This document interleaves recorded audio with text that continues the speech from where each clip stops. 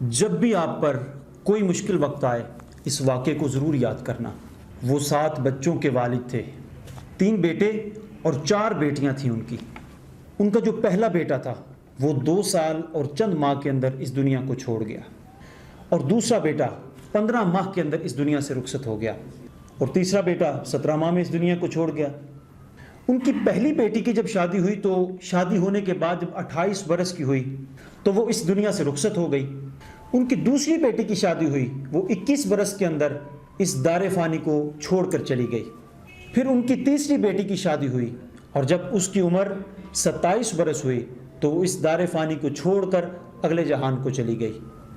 ان کی جب رحلت ہوئی تو رحلت سے پہلے انہوں نے اپنی تمام بیٹیوں کو اور اپنے بیٹوں کو اپنی آنکھوں کے سامنے رخصت کیا، اور جب ان کے وصال کا وقت قریب آیا تو ان کی صرف ایک بیٹی موجود تھی۔